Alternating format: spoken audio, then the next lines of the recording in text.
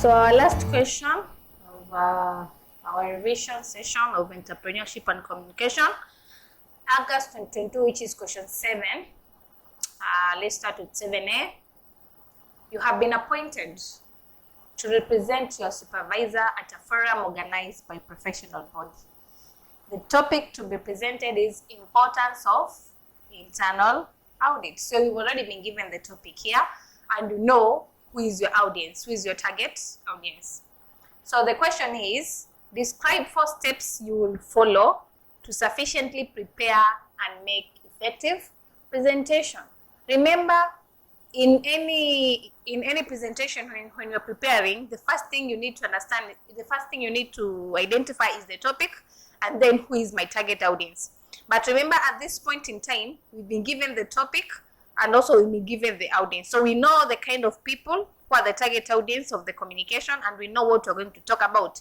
So here the remaining steps that we need to identify is what is it that we can do to ensure that the presentation that you're going to make to these people about that topic is going to be very much effective. So number 1, define the presentation goals. Why are you looking forward to present importance of auditing to those people, to that certain professional body? First of all, to come up with a list of the goals, what you want the communication to achieve.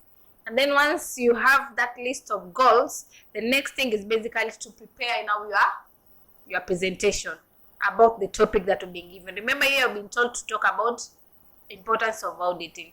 So prepare your presentation in terms of what you're going to include in your presentation. So prepare the body of the presentation, and then go ahead and prepare the introduction section and also the conclusion section, so that you make it more interesting and be able to capture the attention of the people you're addressing towards. And then once this is done, basically rehearse so that you'll be ready to go, or you'll be good to go. So after preparation of the body, you prepare your introduction and conclusion, and then start rehearsing about giving that speech. You can stand in front of a mirror and watch yourself doing it. You can call your friends, stand in front of them, and they watch you doing it, and basically they give you feedback on the same. Why? Because you are preparing to ensure that you are going to have the best presentation ever. So these are the 4 main steps that you will use or that you sufficiently follow to ensure effective presentation. And then we have number 7B, 5 disadvantages of written communication. We have so many types of communication. We have written, we've talked about oral in our previous question, we've talked about non-verbal, and so many more. So here we are looking for written communication. What are some of the disadvantages associated with written communication? Number 1, it is very time consuming.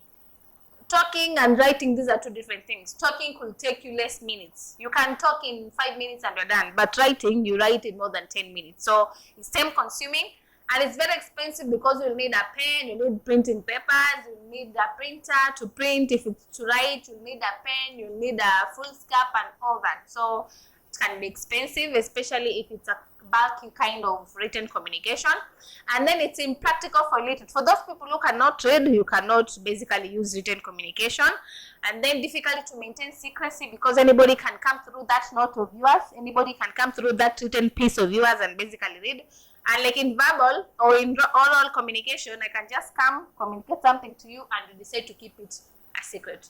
Not unless you start sharing it out, it's no longer a secret. But for oral, it's very safe. But for written, sometimes that piece of paper can be leaked out, and basically. And then also, it lacks flexibility. You cannot, the moment it's written, it's written. You know, when it's oral like this, I can fail to use the correct word and rectify myself and then continue. But for written, once you make a mistake and the letter goes, that is it. You cannot even rectify yourself and so on and so forth. So somehow it's not flexible. And then also you cannot change easily, so to say. And then also it can lead to delay in response, because it takes time for the written message to be written, and then maybe it's posted and then it reaches you. Or maybe it's a text message I wrote, or an email I basically sent it to you, and you've not read it. You've not been in a position to reply, not unless you get time, take time, read and understand, and then that is when you can be able to give feedback. So in such kind of instances, in such kind of scenarios, you can have delayed response, and because you have delay in response, sometimes you have delayed decisions.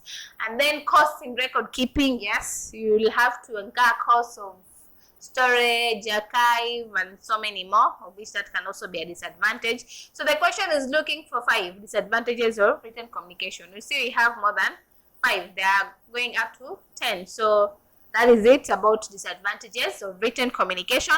So the last question in our, it's not last actually, you have 7C and now 7D. So this is second last. So 7C, describe 3 characteristics of poor listeners.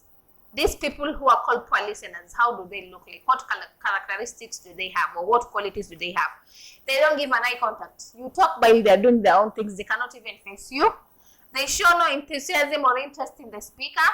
They are so busy in their own world. They even don't want to look at the speaker. They don't want to basically to see anything about the speaker. They use negative body language. You are teaching, or maybe you're presenting something and they're busy frowning their faces, like they're not interested, like what are you talking about, something like that. They always jump into conclusion. They cannot wait for you to finish your statement. They can just come at the center of your conversation and basically shut you up. They are easily distracted by small things. They are not people who can concentrate. Then they don't ask questions. That means because they've not understood anything, that's why they have nothing to ask about. They don't give feedback. They don't pay attention to the speaker, and also they always keep on interrupting the speaker. So these are the main characteristics of poor listeners. Our question was looking for 3 characteristics. We have 9. And then lastly, 7D, which is our last question of the paper. 4 tactics of enhancing presentation using visual communications. Visual communications are things like the whiteboards, blackboards, projectors. Those are instruments that help us to do visual communication more good or more convincing or more understanding and so on. So what are some of the tactics will you use to enhance presentation using these visual communication aids? For example, if you're using projectors, avoid black and white. Make use of colors to make it more bold, more interesting, and so on. And then also make sure the visual aid you use are visible from at least 8 feet away. For example, if you are using that projector, then avoid using small fonts but bigger fonts. That will make the visual communication to be more effective. And then also consider using clip art. Here, for example, they say virtually all computers have some free clip art available. Consider using some of your visuals aids, especially if you pick a theme for an art or use a different image on each presentation. So don't make use of words, especially when you're using projectors. Words from first slide up to the last slide. Sometimes incorporate pictures, incorporate images to make it more interesting, to make it more appealing. Basically, that is what you need to do. So you can make use of clip art, and then also reduce the number of spoken words. When you are projecting something, let the people see from whatever projecting, because the moment you talk a lot, people will lose concentration on whatever you're trying to project and basically start on listening to a word. So meaning that the presentation I'm making is now useless. So that is it. And then ensure that your visual aid follows what you are saying, or this will confuse the If it's something that I'm showing, I have a physical object here that I'm trying to describe, ensure the description is matching with whatever you are showing to avoid confusion and contradictions. And then practice using visual aids. If you're not used to using them, then practice using them so that you become confident in using them, so that you do not have fear. I'm using this thing for the first time. No, rehearse. Do a lot of research.